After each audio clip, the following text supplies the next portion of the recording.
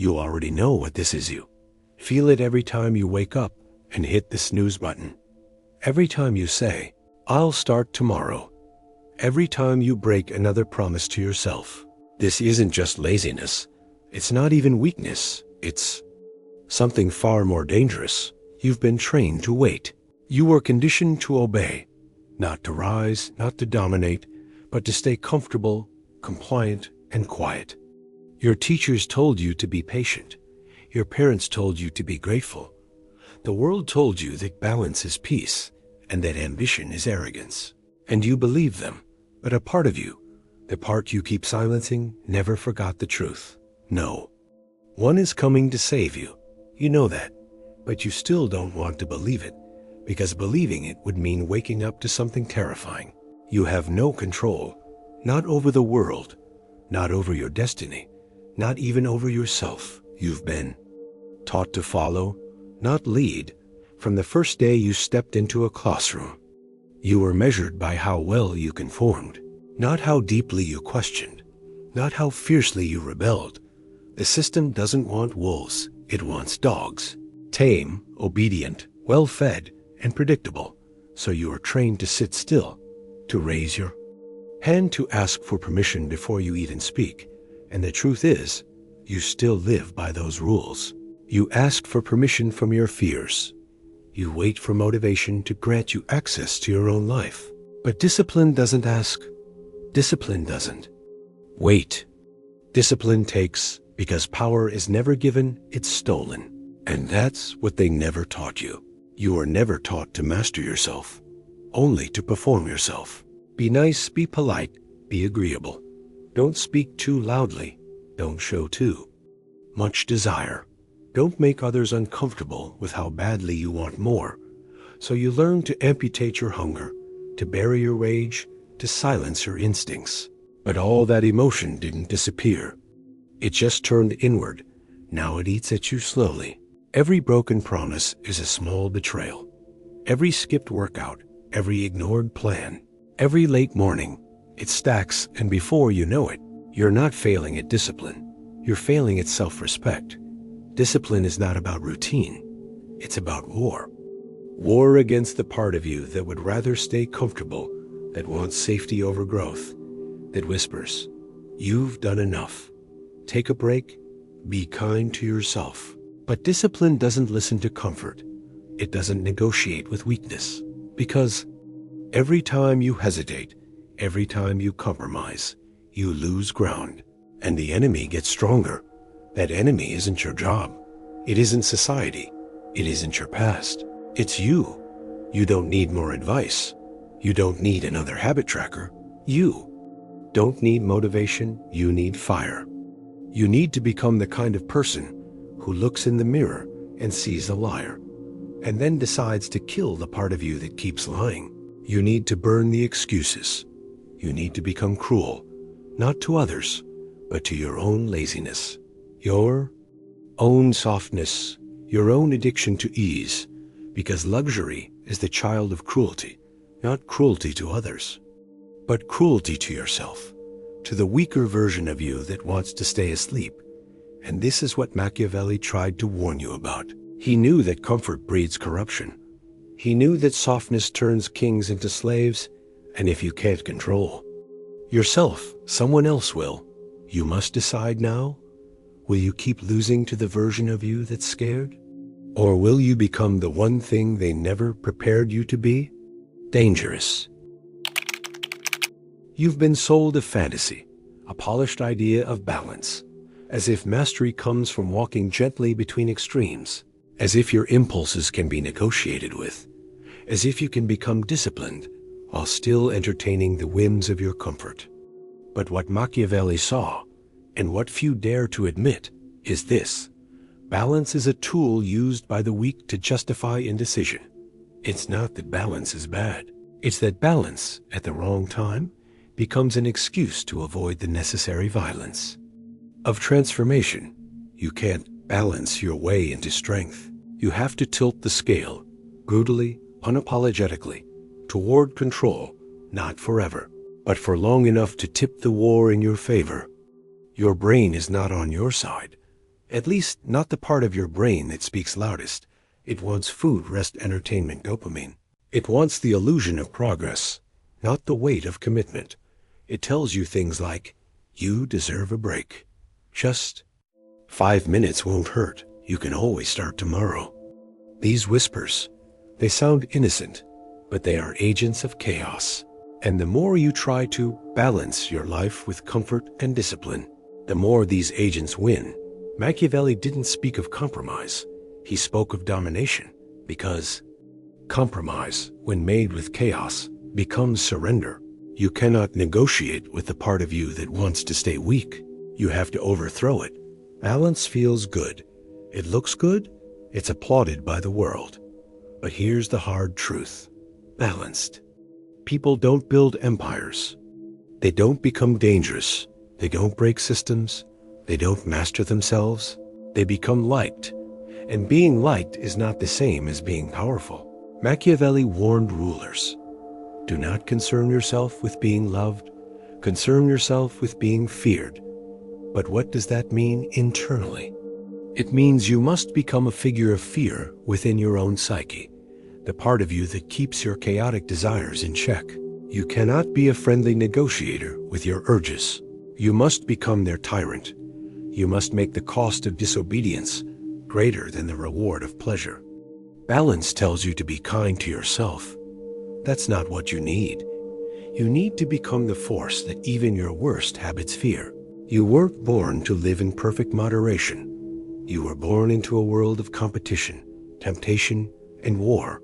And in war, balance is a lie. Discipline isn't built by maintaining equilibrium. It's built by creating asymmetry. More focus than distraction. More pain than pleasure. More self-control than self-comfort. Not forever, not as your end state, but as a phase. The discipline phase is where you intentionally unbalance yourself toward strength. You go dark, you go cold. You say no, you isolate. You train, you don't seek comfort. You don't beg for rest. You become the overcorrection. You make the pendulum swing far, because only then can you rip yourself out of weakness. This is how Machiavellian minds think.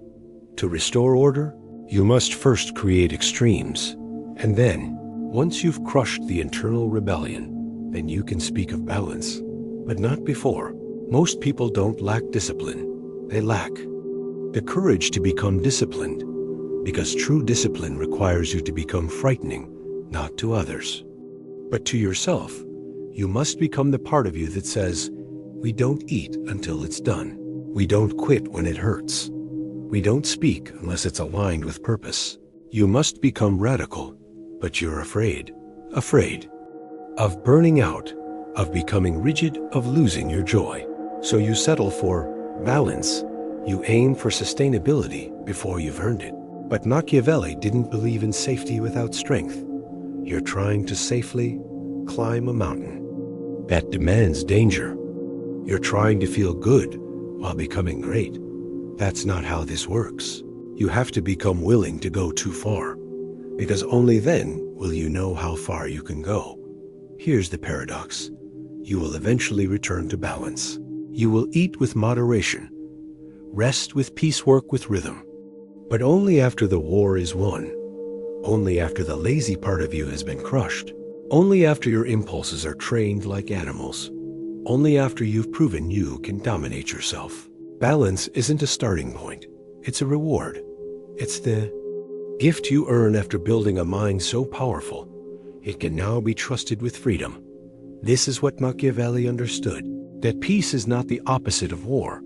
It is the result of total control, and total control is not found in balance. It's found in strategic imbalance, the willingness to tip the scale toward pain until power is won. Then, and only then, can you relax, not because you've given up, but because now, even your rest is under your rule. You keep looking for the villain outside you, the distraction, the temptation, the toxic environment, the lazy impulse. But what if the saboteur isn't outside of you? What if he's sitting behind your eyes, dressed in your voice, mimicking your pain, but secretly feeding on your failure? This is the part Machiavelli understood, but never said outright. Your greatest enemy will always be the part of you that wants to be liked, not by others, by yourself. There's a terrifying paradox at the heart of self-discipline. The moment you begin to change, you trigger war within yourself. You think you're on the right path.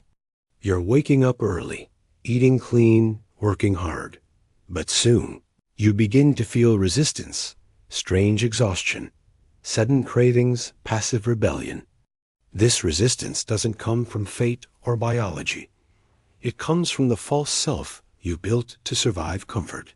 See, comfort is addictive, not because it feels good, but because it's predictable, and your psyche doesn't want to thrive it. Wants to stay safe. When you were weak, your psyche created an identity that fit the world.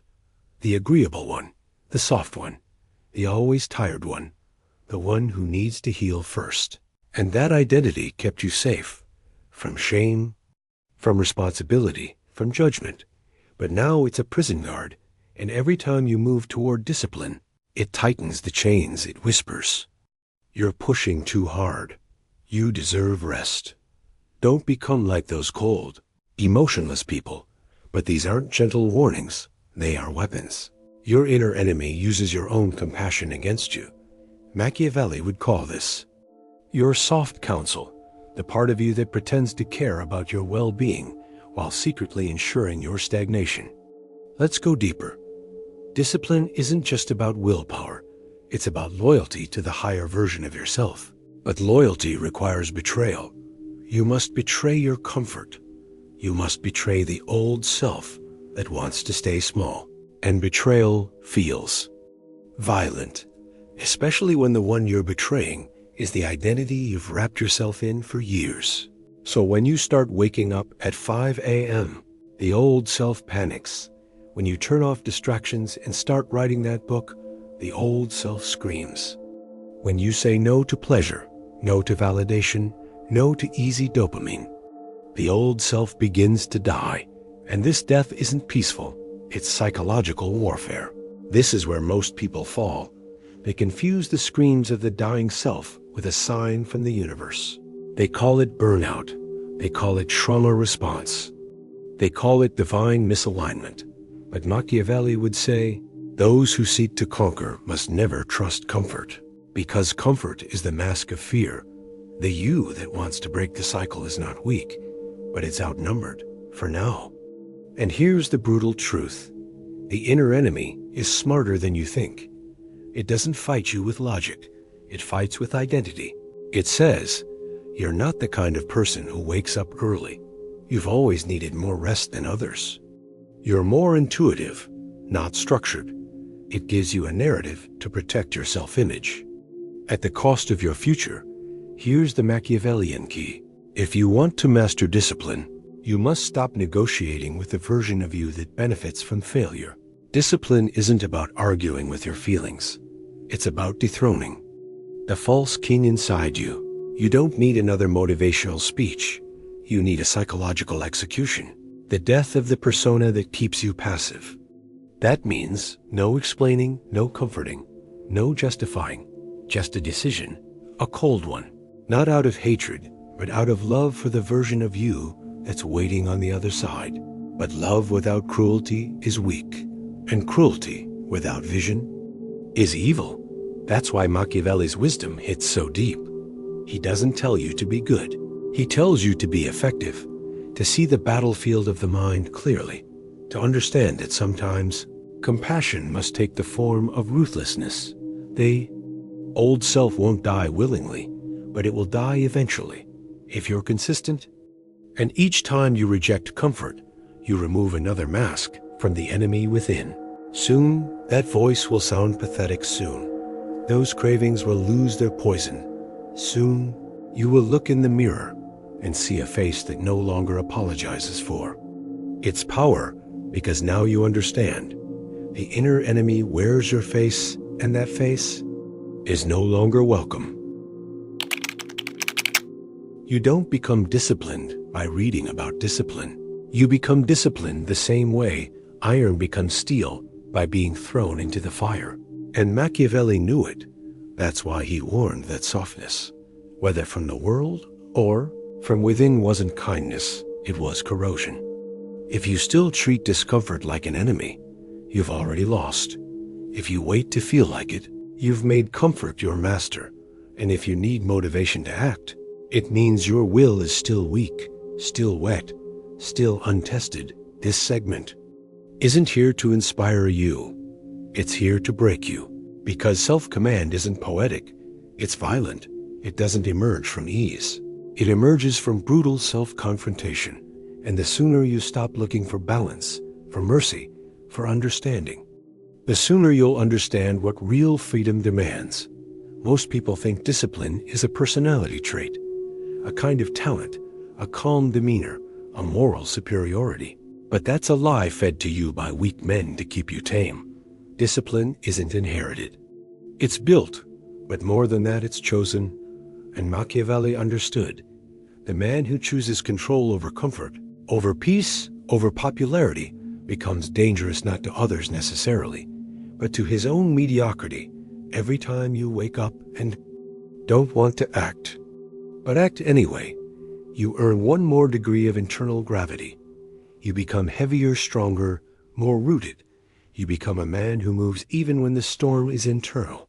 That's the furnace, not the pain outside, but the pain you meet inside and do not bow to. You want to know why most people never change? Because they wait for the furnace to go away. They wait for a calm day, a stress-free mind, a clear schedule, a stroke of motivation. But the Machiavellian mind knows life will never stop testing you. There will never be a clean season, a pure morning, an uncluttered path. Waiting is the language of defeat. Do not wait to feel worthy. Do not wait to be ready. Do not wait to be understood, because the furnace doesn't destroy you. It purifies you. It is not a mistake in the journey. It is the journey. Machiavelli knew that softness wasn't always the enemy, but that most cruelty comes disguised as kindness. And when it comes from within, it's the most seductive. The voice that says, "You've done enough today. You're only human. One break won't hurt. You deserve this." It sounds like love. It feels like mercy. But it's death in disguise, because it chips away at the muscle of self-command, and it replaces power with pity. You don't defeat this voice by arguing with it. You defeat it by acting in spite of it. You become your own tyrant, your own general, your own rule. A common lie. If you just try hard enough, you'll become disciplined. But trying isn't the point, training is. Trying means you're negotiating. Training means the decision has already been made. Trying is emotional, training is mechanical. Willpower runs out, but systems? Systems stay systems, survive moods. Systems survive bad days. And the disciplined person builds systems that pull them forward when they feel like falling back. That's why Machiavelli favored order over inspiration, structure over passion. He knew passion dies with fatigue, but structure resists collapse. Every painful experience you avoid is an opportunity you've wasted. Every hard thing you flinch from is an invitation you've rejected. The disciplined mind doesn't run from pain. It listens to it. Pain is intelligence. Pain is feedback. Pain is strategy. And in the furnace, pain becomes precision. It tells you where you're weak, where your excuses live, where your fear controls you, but only if you face it fully. Machiavelli knew that. The prince who ignores small rebellions within his kingdom invites larger uprisings. Same with your mind. If you ignore discomfort, it becomes chaos. But if you face it, refine it, command it, you become king over it. Every disciplined man has a ritual and non-negotiable, a system so firm, so consistent, that it becomes sacred. For some, it's the 5 a.m. wake-up. For others, it's the cold shower, the gym, the writing desk. It doesn't matter what it is. It matters that it exists, because that ritual is the anchor in the storm. It says, no matter how I feel, I return to myself. Machiavelli would call it a show of power, not to the world, but to your own chaos, to your inner court of enemies. When you return to your ritual, you prove you are not a puppet of your mind. You are its master. You will not always be motivated. You will not always be strong. You will not always be clear, calm, confident. But discipline makes you untouchable because it makes your actions independent of your feelings.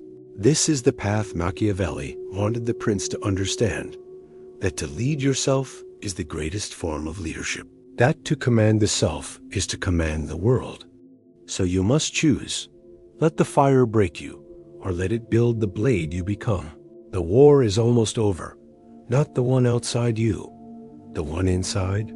The screens of distraction have faded. The thousand faces of your weakness, your comforts, your escapes, your excuses have begun to rot. The voice of self-sabotage, once seductive, now stutters. You've burned your false gods. You've marched through the lie of balance. You've stood face to face with the enemy wearing your own face. You've stepped into the furnace. And now there's silence. But silence is not peace. It is the sound of a throne still empty. Because all this time, you were not fighting for control. You were fighting for allegiance. To whom? To the king, the one you betrayed, the one you forgot, the one you were born to serve. There is a part of you, ancient, calm, uncheckable, that has always known what you must do. Not what you feel like doing, not what the world wants you to do, not what your past says you're allowed to do, but what you were built to do.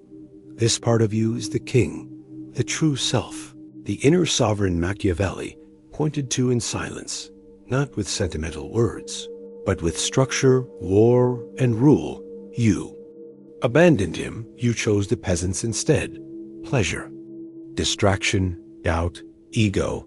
You let them run the kingdom, and they turned it into a carnival of weakness.